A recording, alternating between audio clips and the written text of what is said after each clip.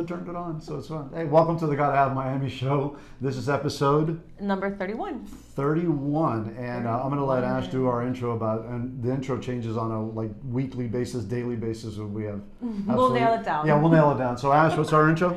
So welcome to the Gotta Have Miami show. I said that already. We take culture and politics and see how that influences real estate. Real estate in Miami and Miami-Dade County as a whole. And I can only say one thing: Ashley is super stressed. All right, we had to do this in our office simply because she is really, really stressed out. No, we're doing this in the office because Jav was really, really hot. Yeah, it's boiling outside. This whole Sahara dust and all that stuff, it's keeping the hurricanes at bay, but let me tell you, it hasn't rained and it is just brutal out there. It hasn't rained, right? No, it hasn't rained. Gosh. It rained a bit. It's supposed to rain this weekend, so we'll see what happens. So it'll probably ruin our weekend. But again, Ash is stressed because she's got 2 deals going on. So when you don't have any deals going on in real estate, you're stressed, right? Because, oh my God, it's going to happen. I got to pay my bills. I got to do all of this stuff. And now when you have deals on the table, damn, I'm stressed. Now you're really stressed. Right, you're really stressed. So you're stressed because you have an agent that's driving you crazy. You know, he's just doing his job. I know, he's doing his job. He's doing his job. What do you have to give them? You give them those things? This is a condo doc. Old school. Old school. Yeah. Got to pay for them. Yeah. So I told Ash that we would scan them and send it, and then when I saw it, I said, no, I ain't scanning it. I'm just going to hand that over. Hand it over to him and say, listen, if the deal doesn't go through, give it back to me. I'll hunt you down for I'll hunt you down for these things. It's expensive. But yeah, so you're stressed because he's driving you crazy with something that you know you can't do. Yeah. And then you get these lessons that these agents are trying to tell you, you got to do this. You know, let's talk about that real quick. Okay, let's talk about that. I'm going to have my coffee. In the past couple of days, we have both, I mean, I'm sure in your career, but I have experienced it overwhelmingly the past couple of days, is that agents love to call. Why? I mean, we're not even doing a deal together yet. Right. That you love to call and tell me what to do, what not to do, what's right, what's wrong, what I should do. I know, and it's a little frustrating. And it happens all the time. So we had one the other day about a super box. It's like, well, how do I turn the super box on? I'm thinking to myself, geez, I don't have the super, I don't have this, I don't have that. It's like, why do we have this unique mechanism feature, right, to be able to access properties, and they don't have the ability to put it on their phone, and they don't even know how to activate it. Oh gosh. Very frustrating. But yes, agents, don't stop it. We don't do it to people. We don't tell them, hey, listen, you got this. Oh, why don't you put the rent number on the MLS? Oh my God. Because I don't want to. I want you to call I've gotten so much criticism on little things from other agents that are calling to just get show instructions, and then they want to tell me how to write up a whole listing on the MLS. That's the good stuff. So I vented about that thing. So I'm glad. I hope that you're less stressed now after that event. Maybe. So we did get a question. Yeah, we did. So, and again, we always ask this to everybody. Guys, reach out to us. If you have a question that is interesting or something that you may feel that you want answered, and we'll do our best to answer it. Yeah. So the question was a little bit longer than what we were going to do. We're going to kind of edit it, and basically it's, why does the Miami market bounce back quickly and beats national trends? And this has always been one of it's a Miami thing, literally. It's a 305 thing. That's how you do it? 305. So very hip right now. And it is always... We've discussed this, and we decided it's one thing, really. Yeah, one simple thing. One simple thing. You want to say it? It's in our intro. It's in our intro. Yes. Culture. Culture. And that's what it is. So if you don't live in Miami, you have to understand the culture here is very, very real estate centric. It's always been that way. That's what created Miami. If you go back to our inception, it was Henry Flagler and the Brickles and Julia Tuttle, and you had also from Coral Gables. Merrick. So you had all of this. It's always been real estate developed. It's always been real estate centric, and it hasn't changed. It hasn't changed in now. So why we beat our trends is it's a cultural thing. Right. And especially if you're my persuasion, which is Cuban, we believe very much in real estate and owning real estate as part of your portfolio. And in even more in some cases, you have even folks that really own a lot of it. Yeah. And don't even have any diversification. I mean, they don't have any stocks or bonds or anything like that. It is strictly real estate. It is a cultural thing. You have a client that has probably 9, 10 properties? One person. I work with 4 or 5 individuals that have the same amount of properties. So you're talking about just two individuals here in real estate, and they're already tying up 60, 70 properties. Right. That's our culture. That's who we are, and that's why it's always been very, very difficult here, as we cannot build more properties. Why we beat these trends, because as other markets are moving down, then we're gobbling up real estate. It happened in 2009, 2010, and it currently happens now because now we hold, and nothing's trading. I think culturally it goes deeper.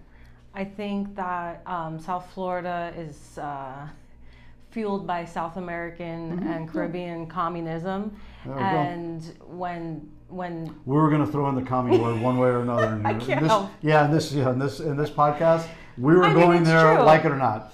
Cubans, Venezuelans, Haitians, people are coming to South Florida to flee communism. And not that Haiti socialism, or whatever. They're fleeing to come here, and they feel good about owning a property. And they have the right and the ability to own multiple properties, and they really capitalize on that. Yeah, and we go back to the thing about, we talked about this in another podcast, and I rant about this all the time, is public transportation. Anybody that's an immigrant coming into Miami-Dade, the first thing we want to do is get off of public transportation.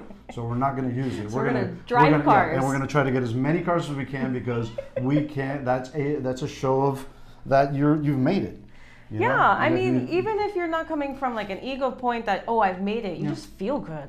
Oh wow, I have my own things. I have the ability to travel. So that's why public transportation has always been very, very difficult in Miami-Dade. And again, it's cultural. Why do we beat the trends? Because we react quicker. We not respond, but we rebound faster. Yeah. Simply because it's in our DNA. It's in the culture. It's in our DNA to make sure that real estate is always one of our top of mind items, and that's why we always do it. Yeah. And we've been doing it forever. Yeah.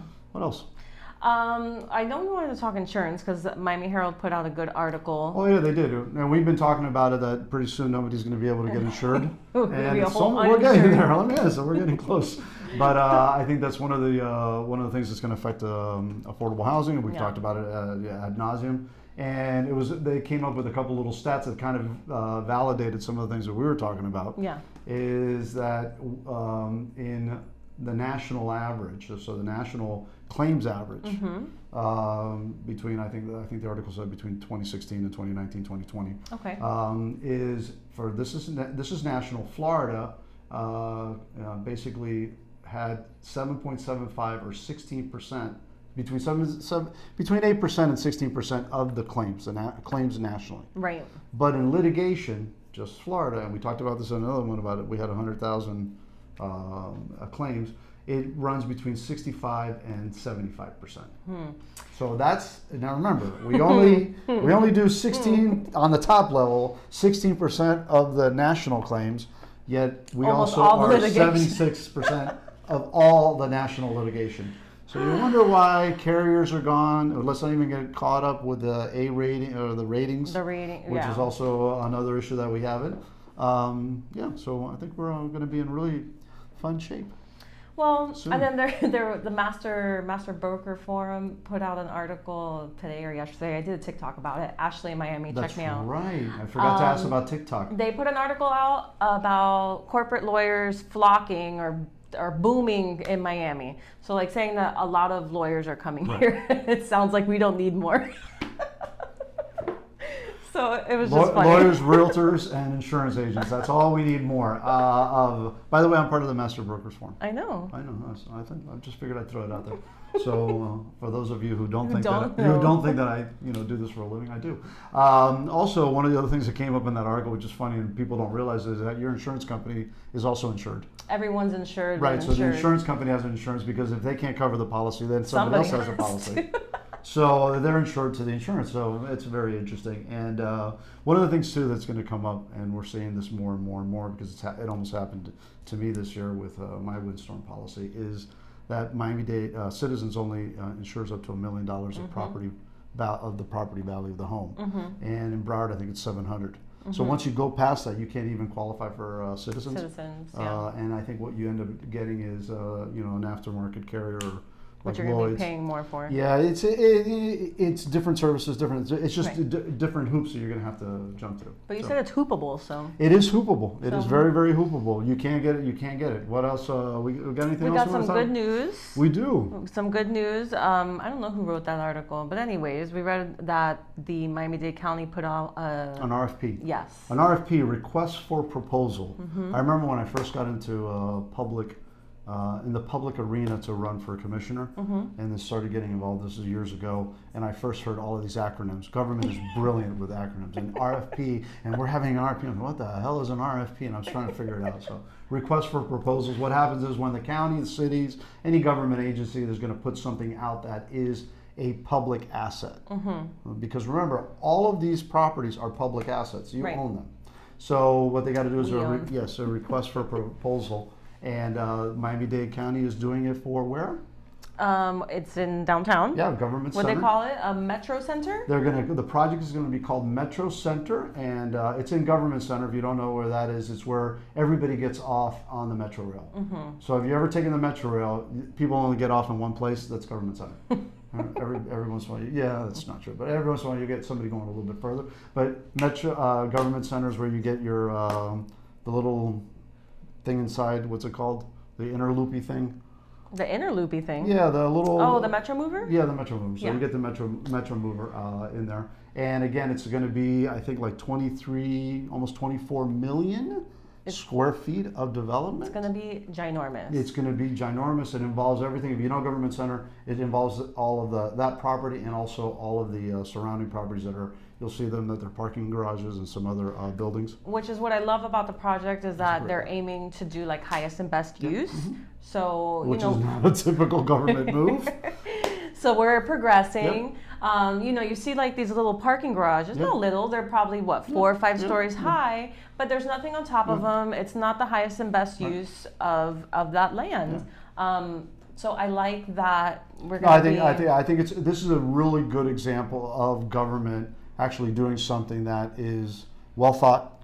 And again, it's Miami-Dade County, so we have the adults in the room. Yeah. Okay, we're not talking about a homeless camp over in Virginia Key. That's a city idea. That's a city. I the city boys. Thing. So this project is going to be put out. Now the sad part is it's going to be ready in 10, 15 years. Yeah. So they're going to have affordable housing. Can they have old people housing? Can you put me there? If they have old people housing, I'll put you there. Because I'll be 75 if I see it.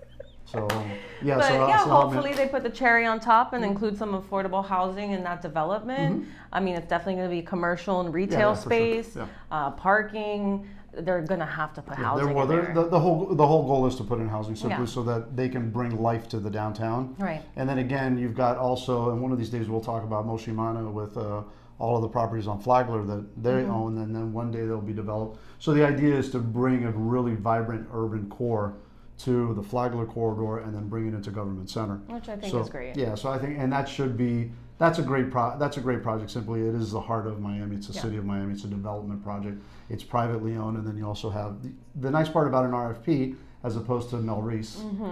RFPs means that I'm going to put it out there, and you're going to get different proposals, different ideas are going to come back, and that's something that should be done instead of Melreese, which that wasn't done. Right. So this is how government should work. See, government should work and put it as an RFP, except not like Melreese.